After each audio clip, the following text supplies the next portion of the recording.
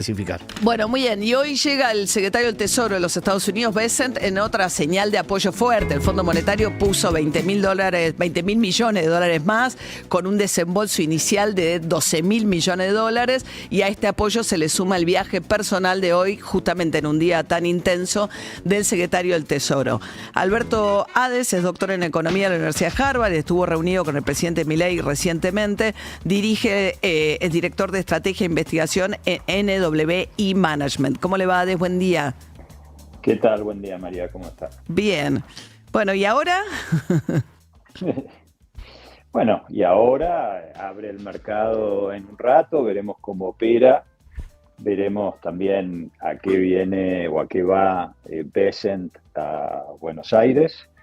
Y después el miércoles también hay una renovación importante de deuda, veremos cómo funciona eso, pero bueno, hay que acostumbrarse un poco a cómo funcionan los mercados.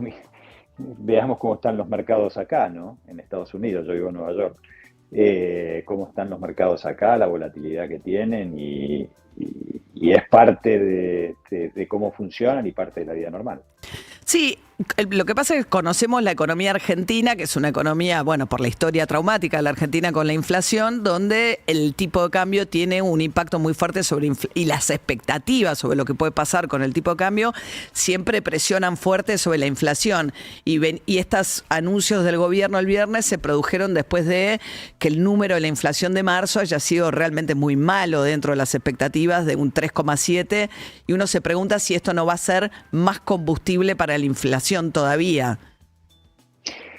A mí me da la impresión que en el corto plazo puede darle un empujón transitorio, digamos, a la inflación por un par de meses. Pero pongamos el escenario alternativo. El escenario alternativo hubiera sido no hacer nada y seguir con esta olla de presión que había, donde el Banco Central intervenía en todos los mercados, vendía reservas todos los días, intervenía en los mercados paralelos, hasta las elecciones, en un contexto internacional complicado, porque es complicado el contexto internacional, con bajos precios de commodities, con mucha volatilidad, con suba en las tasas de interés de Estados Unidos, o sea, las tasas de los bonos, con caída en el precio de los equities, de las acciones, etcétera.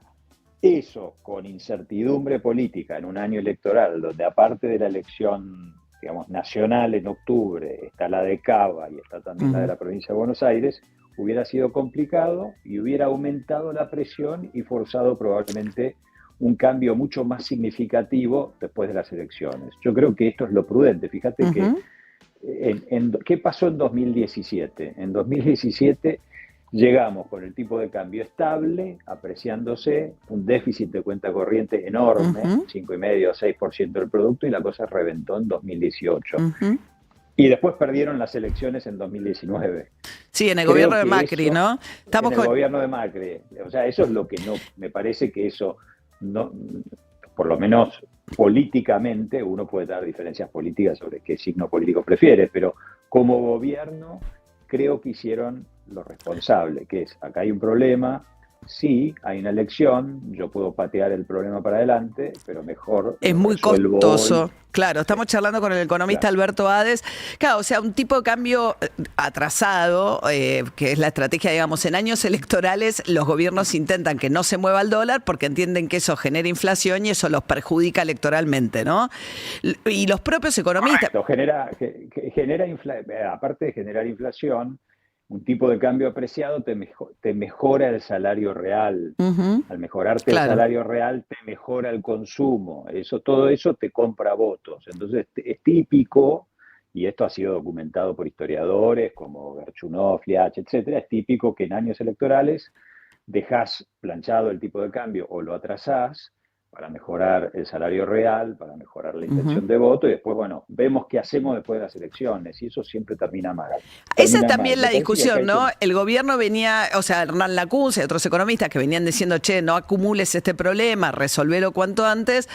Lo que dijo Lacunza, pues eso fue muy atacado el fin de semana en redes sociales, es el gobierno hubiese preferido esperar a noviembre, pero forzado por las circunstancias, el cambio del clima internacional, toda la pérdida de reservas que tuvo abrupta el Banco Central Central en marzo, bueno, anticipó esa decisión. Y el gobierno le contesta, de ninguna manera estás equivocado, esto está en nuestros planes desde fines del año pasado. No tuvo nada que ver las reservas que perdió el Banco Central en que nosotros hayamos tomado ahora la decisión.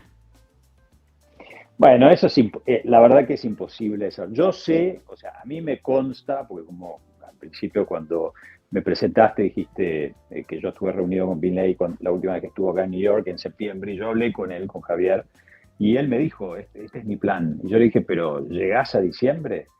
Me dice, no sé si llego a diciembre, o sea, diciembre del 24. Digo, ¿vos llegás a diciembre del 24? No sé, pero no me va a faltar mucho.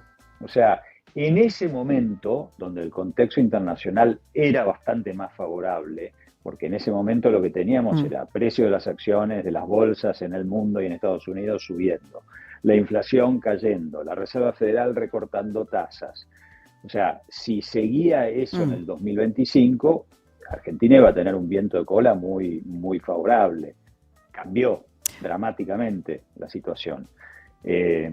Ahora, entonces, finalmente, si le sí. sale bien, entre comillas, ¿no?, al gobierno y al país, porque los saltos devaluatorios son muy dramáticos, sobre todo para los sectores populares, pero si sale de acuerdo al plan, como le gusta decir al gobierno, tendríamos una devaluación o sea, el tipo de cambio oficial hoy iría a parar a unos 1.200 pesos, un salto del tipo de cambio de más o menos el 10%, que por ahí para el importador hace que se le encarezcan 10% las cosas, cuánto eso va de precio, pero para el individuo que podía comprar solo dólar MEP a 1.350 el viernes y hoy va a poder comprar a 1.200, representa una baja. Una apreciación.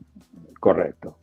Y hay que ver para el importador también a dónde estaba hecho el precio, o sea, qué tipo de cambio por ahí estaba usando un blend del importador, porque el importador pensaba, bueno, sí, yo puedo importar a 1.100, pero si tengo que reponer dentro de un mes, por ahí me va a costar 1.200 o 1.300. Suponiendo que no se le vaya al tope de la banda, ¿no? A los 1.400 rápido. Suponiendo que no se vaya, que mi impresión, habiendo hablado con gente el fin de semana, es que puede ser que pegue un salto al tope de la banda, pero va a haber mucho vendedor porque hay mucho exportador que viene postergando ventas, esperando que haya un cambio en el régimen cambiario, y ha habido mucho importador que ha adelantado compras, esperando que hubiera Entonces, los flujos deberían tornarse favorables, además de que empiece a entrar la cosecha, ¿no es cierto? Entonces, todo eso debería contenerte el tipo de cambio, me parece.